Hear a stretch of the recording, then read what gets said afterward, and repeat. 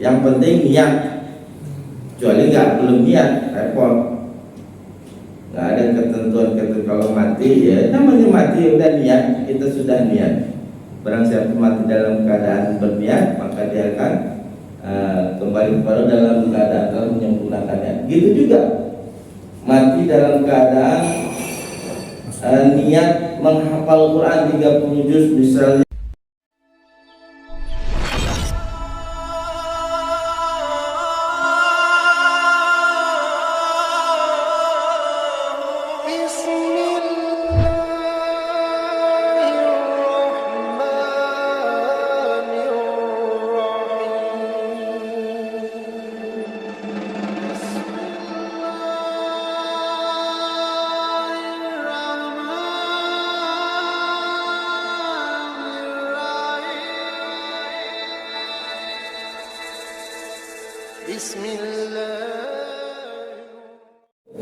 Mengqashar salat. Selain dari perjalanan maksiat itu boleh diqashar. Perjalanan mubah contohnya, tidak ibadah, tidak untuk maksiat, boleh mengqashar salat kalau berpergian, misalnya dari sini Cianjur boleh, dari sini ke Batu Raja boleh, walaupun bukan untuk perjalanan ibadah. Untuk perjalanan mubah boleh mengqashar sholat. Yang penting bukan untuk perjalanan yang mengandung maksiat. Wa an yakuna musafatu sittatu asyara farsah. Dan syarat berikutnya adalah musafar adanya jarak yang harus ditempuh, yakni sittatu asyara farsah, 16 farsah. 16 farsah itu menurut ulama kalangan Syafi'iyah itu 83 km ke atas, bukan ke bawah. Kurang dari 83 maka tidak memenuhi syarat untuk menjamak sholat. Misalnya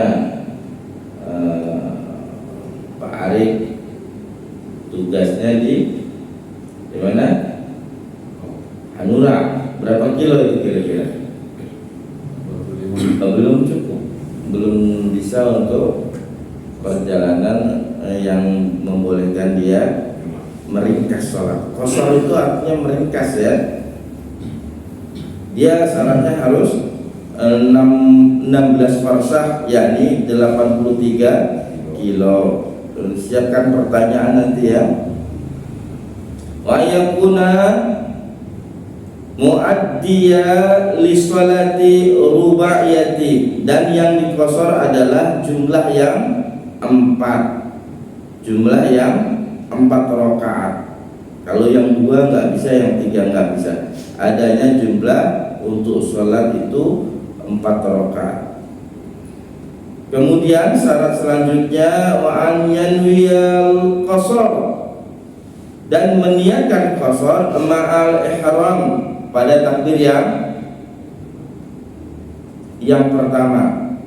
Takbir yang pertama itu sudah meniatkan untuk mengqashar salat, maka tidak ada salat ketika tidak ada niat. Maka semua ibadah tertolak kalau tidak ada niat. Wa alla ya'tama bi muqimin, dan tidak boleh bermakmum kepada yang mukim. Misalnya kita dalam perjalanan sholat di suatu masjid yang mana masjid tersebut orang tempatnya sedang melaksanakan sholat fardu zuhur misalnya, barokat, kita bermakmum pada mereka sholat barokat, kita 2 rakaat. Tidak boleh, maka sempurnakan, ikut mereka sampai selesai. Baru setelah mereka selesai boleh mengqashar setelahnya dengan cara menjamak tadi ya. Nggak boleh. Kemudian wa yajuzu lil musafiri an yajma'a baina zuhri wal 'ashr fi waqti ayyihima.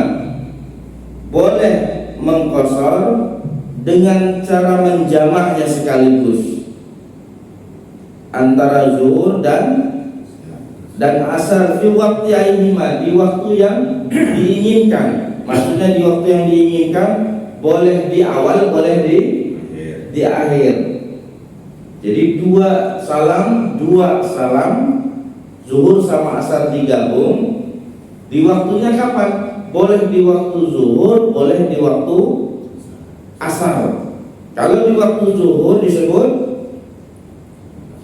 jamak takdim. Kalau di waktu asar disebut jamak takhir. Terserah di mana yang diinginkan.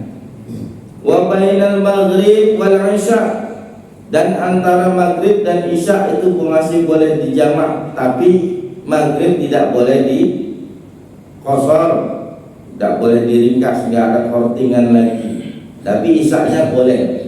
Isya-nya boleh 2 rakaat, maghrib tetap 3 rakaat. Fi waqti aihima sya', dan di waktu mana saja yang dia inginkan, boleh di maghrib, boleh di isya.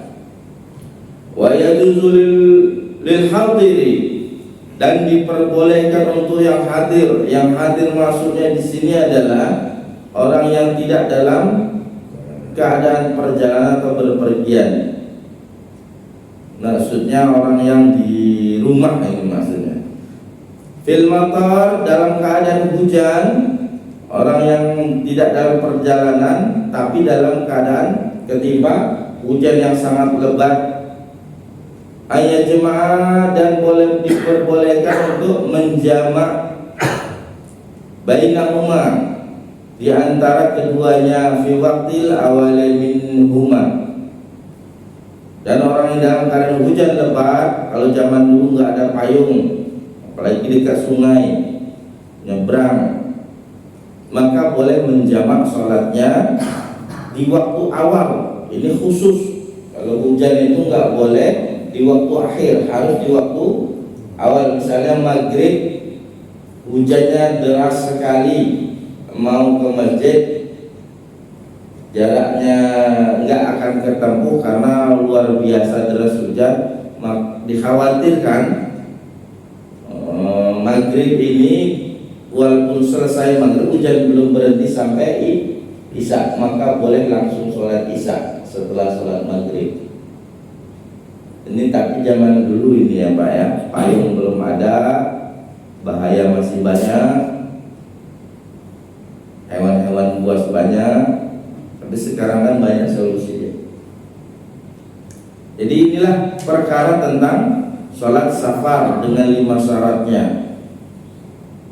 Dalilnya ada di Al-Quran, surah An-Nisa ayat 101 tentang safar ini. Dan tidak berdosa di antara kalian ketika meringkas sholat. Kemudian hadisnya diriwayatkan oleh Umar di dalam kitab Sahih Muslim, nomor hadis 686 tentang bab salat jamak qasar ini, diriwayatkan oleh Umar. Ada terjadi perbincangan antara Umar dan Ibnu Muawiyah. Umar menjelaskan tentang ayat ini, ayat An-Nisa tadi yang diperbolehkan untuk qasar dalam perjalanan tadi. Maka anaknya Muawiyah ini bertanya, bukankah kita sudah aman sekarang? Ngapain qasar-qasar? Nah, itu juga yang aku herankan, kata Umar. Yang kamu herankan, itu juga aku herankan. Maka aku bertanya kepada Rasulullah. Apa jawab Rasulullah? Shadaqatul tasadaqallahu alaikum. Shadaqatun tasadaqallahu bihi alaikum. Itu adalah sedekah yang diberikan oleh Allah Subhanahu wa taala untuk kalian. Faqabbal, maka terimalah sedekah dari Allah itu. Jangan banyak protes. Maka orang yang perjalanan itu dapat sedekah dari Allah, maka terimalah sedekah dari Allah, kemurahan Allah. Jadi jangan merasa saya masih mampu sholat, ngapain di jamak? Saya masih mampu sholat, ngapain di qasar? Toh sampai masih ada, kadang sering seperti itu ya. Perjalanan jauh merasa di sana masih sempat nih. Perlu saya sholat jamak di sini, apalagi di qasar kayak orang malas. Ini bukan tentang malas atau tidak. Ini menerima kebaikan, kemurahan Allah. Kalau dikatakan mampu ya mampu. Jadi jangan beranggapan kemurahan Allah ini sebagai kelemahan kita. Banyak terjadi orang yang nggak mau menjamak ataupun mengkosor meskipun dalam keadaan perjalanan yang sangat jauh. Karena nganggap apa? Bawa mobil sendiri, benar Pak ya? Bawa mobil sendiri bisa mampir ke masjid kapanpun ingin dilakukan. Kenapa alasannya? Ya, kira-kira apa alasannya? Bermobil sendiri kan, sendiri sambil olahraga lah, istilahnya dari sini istirahat. Hampir sana asar, sini zuhur, sini asar, sana maghrib. Tapi kata Nabi, sedekatun tasadaqallah. Ini ada sedekah yang sedekah dari Allah Subhanahu wa taala. Sedekah lebih alaikum di atas kalian. Maka ambillah, jangan sombong ya. Kalau kata guru saya itu, walaupun kamu itu sombong, udah dikasih fasilitas sama Allah tapi nggak dipakai. Ya, menerima pemberian Allah. Faqabbal, maka terimalah sedekah tersebut. Maka terimalah sedekah Allah. Wallahu a'lam bishawab. Boleh bertanya? Kita siapkan pertanyaan tentang safar jamak atau qasar. Boleh kamu qasar saja, boleh kamu jamak saja. Mana caranya? Silakan.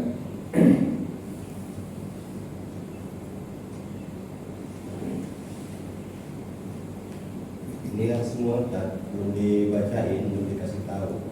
Niatnya. Ya. Kalau jemaah belum, saya pribadi sih belum tahu kan. Belum tahu. Niat dia mau kosong, dia aja, kosongnya aja kan. Ya. Jelasin tadi. Jadi jamak qasar dengan niat. Yang pertama kita jamak dulu ya, jangan dikosor. Atau jamak qasar sekaligus nggak apa-apa. Kita mulai dari jamak takdim. Perjalanan dari sini ke Palembang dimulai dari jam 10 ya, siang lah. Kemudian kita jamak masuk ke waktu zuhur. Kemudian kita sholat, niatnya mengkosor, menggabungkan dan mengkosorkan, menjamak dan mengkosorkan. Niatnya ketika takbir, usolli fardu jamak qasar.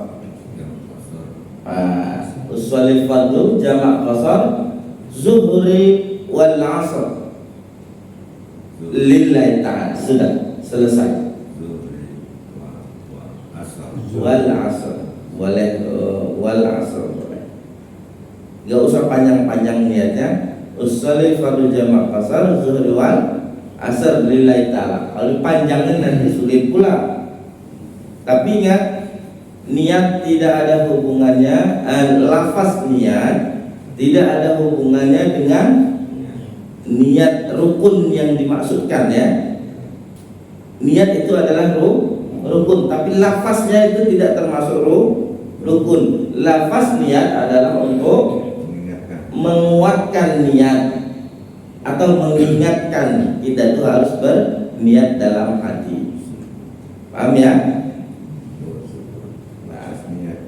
Sholli fardhu jamak zuhur wal asar. Kalau nggak mau mengkosor boleh. Gimana? Paham ya? Coba ulangi niatnya tadi Pak. Usolli fardhu jamak qasar zuhri wal asar lillahi ta'ala. Maka takbir masukkan ke dalam hati itu niat tadi. Masukkan ke dalam hati ketika mengangkat tangan. Maka kata guru kami itu, jangan merinci niat. Kenapa? Kalau amalannya tidak rinci, maka sholat itu ternafikan, terbatalkan oleh niat itu sendiri. Paham tidak maksudnya? Sengaja saya sholat jamak qashar zuhur dan asar di jam 1, misalnya pada jam 1:05 menghadap kiblat di masjid Jami Al-Hidayah, Allahu Akbar. Rupanya di luar salah sebut, bukan Jami Al-Hidayah, Masjid Al-Hikmah rupanya. Maka niat sama kerinci itu harus balance. Makanya jangan pernah merinci niat. Pakai secara global untuk menyimpulkan niat itu lebih aman. Paham ya? Jangan, kalau saya nggak suka mustaqbil kiblat di arba'ah, udah. Kalau sesuai fardhu salih, misalnya mau sholat itu begitu aja. Dia tahu lah gimana caranya sholat dulu. Kalau nggak ngadep kiblat ya batal. Arba rakaat ini kalau nggak 4 rakaat juga batal nggak sah sholatnya. Makmuman dimasukkan ke dalam niat nggak apa-apa kalau lagi berjamaah. Ya gitu ya, paham ya? Yang lain? Siapa? Ya. Assalamualaikum warahmatullahi wabarakatuh. Waalaikumsalam. Misalnya kita untuk memilih, walaupun dalam perjalanan kita tidak mengkosor, karena kita kan tahu di perjalanan ya fasilitas kan udah lengkap sekarang. Misalnya di tol ada rest area, kita bisa mengukur waktu. Apakah kita salah kalau kita lebih memilih untuk sholat tidak mengkosornya? Karena kan kalau sedekah, katanya sedekah Allah tadi dia khawatirkan tidak menerima, kan dikatakan sombong kan. Padahal kita mencari yang lebih utamaan, yang lebih istimewa untuk sholat yang tidak dikosorkan. Kalau pendapat saya, nah, bagaimana pandangan Ustaz? Ya. Yang kedua, jamak takdim dan jamak akhir. Kita niat mau jamak akhir, ternyata ngomong kita nggak tahu ajal, nggak sampean, meninggal lah kita sebelum melaksanakan yang jamak akhir tadi. Bagaimana hukumnya itu?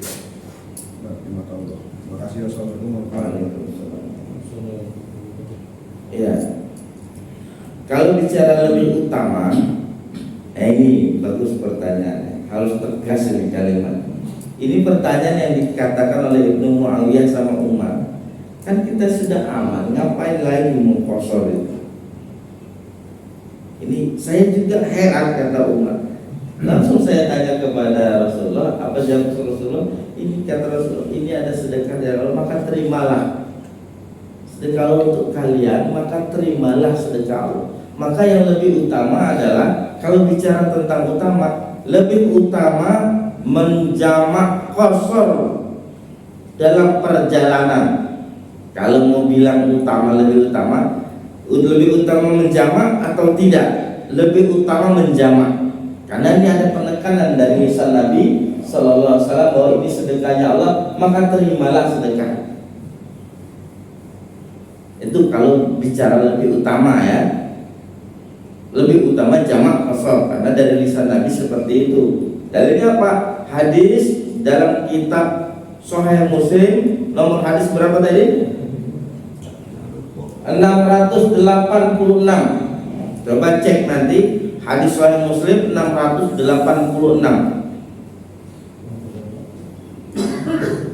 Itu ya, bukan sombong.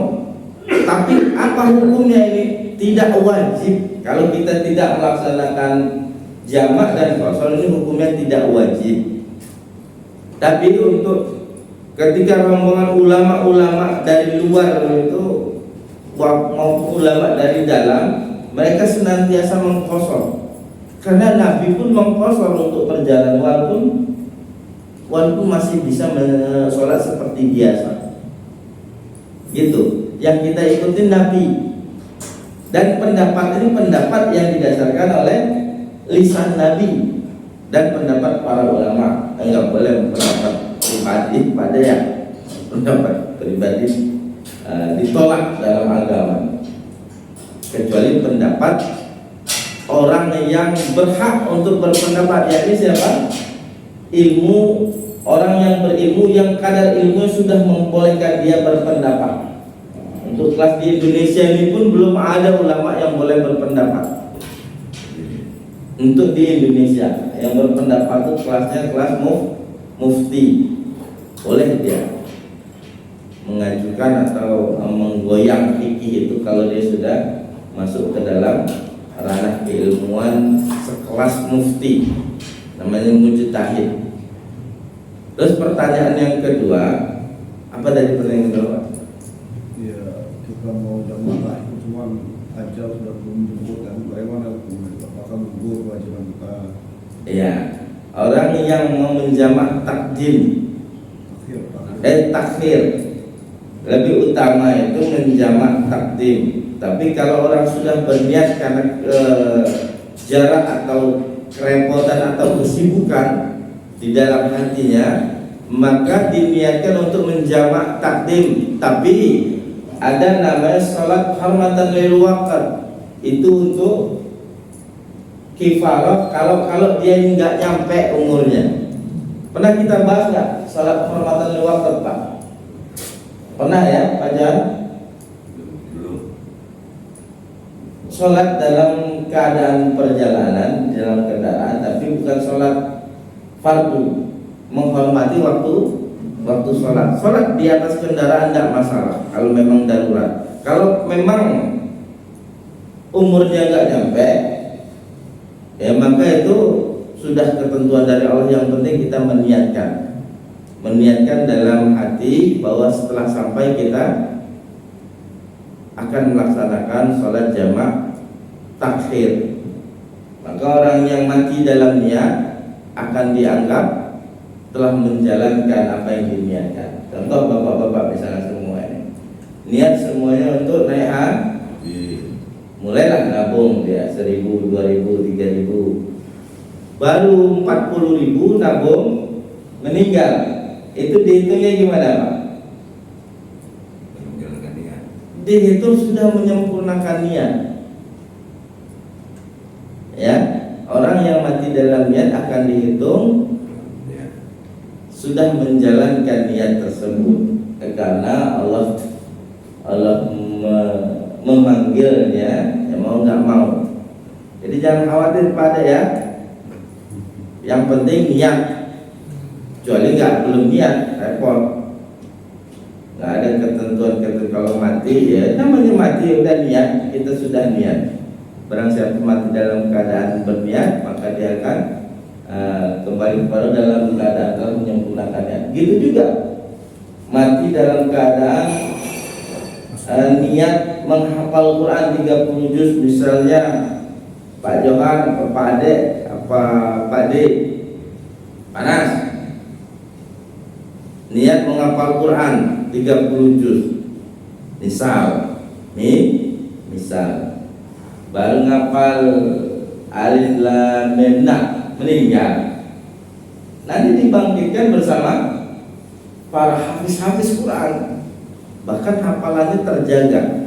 Kalau orang yang sudah hafiz belum tentu terjaga. Kalau orang mati dalam niat sudah pasti sempurna dia di akhirat nanti sebagai hafiz Quran. Banyak hafiz di dunia ketika dibangkitkan di akhirat nanti bukan sebagai hafiz Quran. Loh, aneh, kenapa?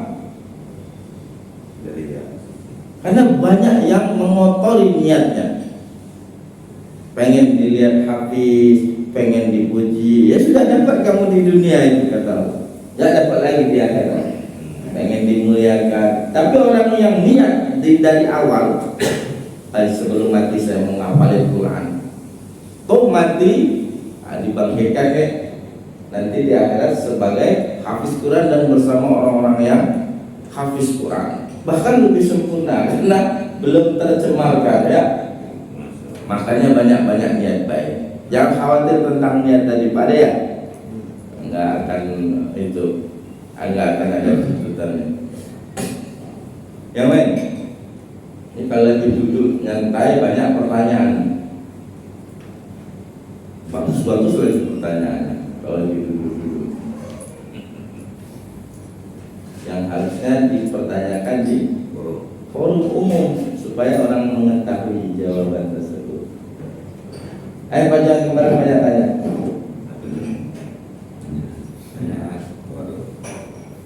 Terima kasih nih. Ya pada prinsipnya jamaah itu untuk jarak tempuh yang 85 km lebih ya. 83 ya. Iya 83. Dengan, tapi di situ nggak disampaikan keterangan moda transportasinya itu dengan jarak datang dari 83 km tidak dijelaskan. Apakah kita menggunakan kendaraan tradisional, mungkin bahasa yang di dalam itu bahasa yang ya umum aja kali ya. Di zaman dulu itu sudah ada kendaraan, tapi nggak bermesin. Kendaraannya bernyawa seperti kuda dan unta. Maka kendaraan dalam artian mau dia canggih atau tidak sudah dikategorikan kendaraan. Maka jamak kalau mau pakai kendaraan, mau pakai buruk juga tetap diperbolehkan.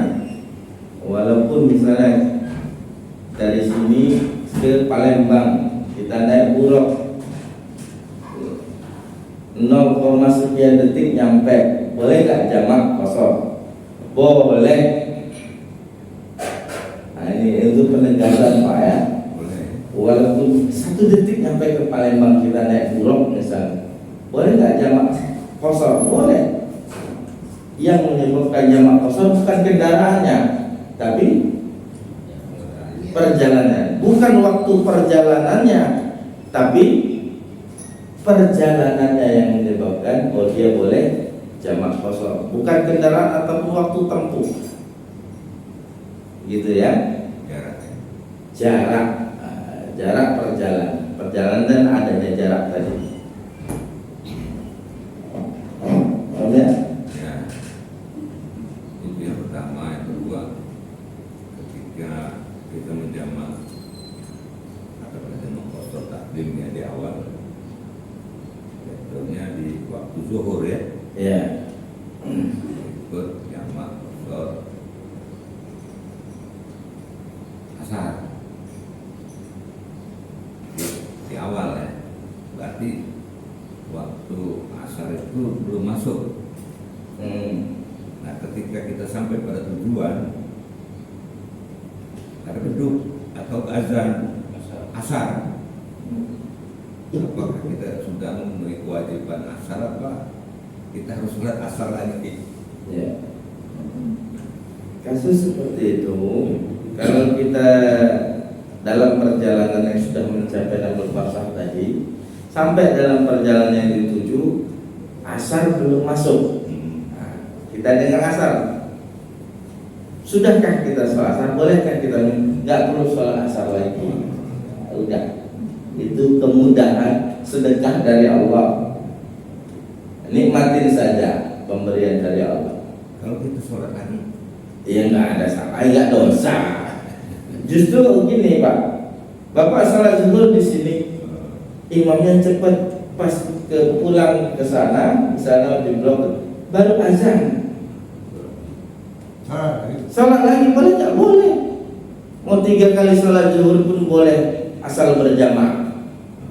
Nah, nggak apa-apa. Makanya kalau ini ya kebiasaan di masjid, kalau ada yang masbuk parah, paham masbuk parah, orang sudah salam, udah sholat sunat, udah selesai semua, orang udah nggak ada, lagi ngobrol-ngobrol, baru masuk. Misalnya Pak Marmen, aduh sholat sendirian, boleh ngajak kawan salah satu untuk sholat berjamaah. Kemarin saya berjamaah untuk mendapatkan pahala berjamaah. Boleh, boleh. Makanya jangan sholat sendirian kalau masbuk. Tetap ajak teman yang nanti sedekah itu, memberikan dia pahala jamaah. Boleh Pak seperti itu.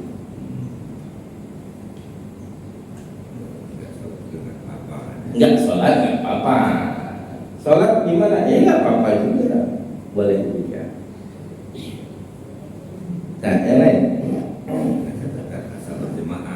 Ya,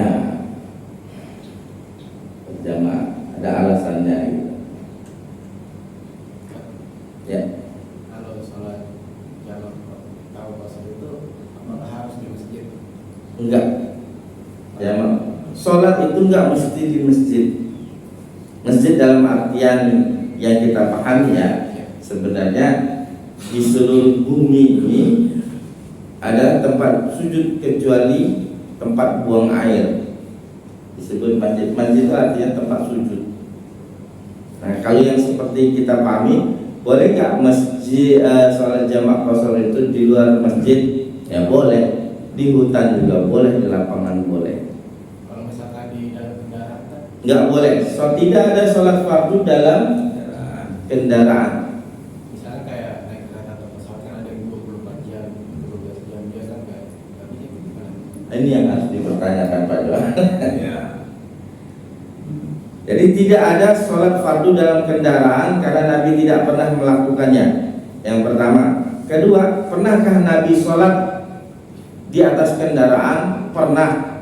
Tapi sholat sunnah. Gimana kalau kita dalam perjalanan 24 jam di atas kendaraan? Maka jamaklah di awal, kemudian akhir itu dikodok. Misalnya kita berangkat jam 12, jamak qashar dulu zuhur sama asar.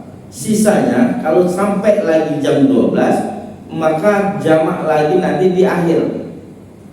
Jamak di pangkal, jamak di ujung, itulah yang menyebabkan ada jamak takdim dan jamak takhir. Kalau perjalanan sudah di jamak ini, zuhur sama asar misalnya, kita jamak apa namanya? Takdim. Tapi perjalanan tembus sampai maghrib isya belum selesai, sampailah dia jam 12, maka itu disebut jamak takhir. Begitu caranya.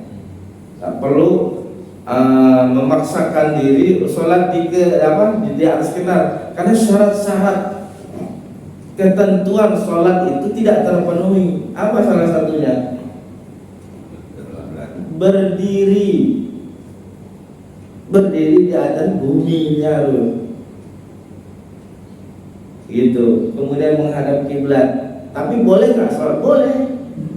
Tapi ada dua sholat sunnah sama hormatul waqt, menghormati waktu sholat. Kayak gitu ya caranya ya. Kalau ada yang sholat di kendaraan, sholat apa ini?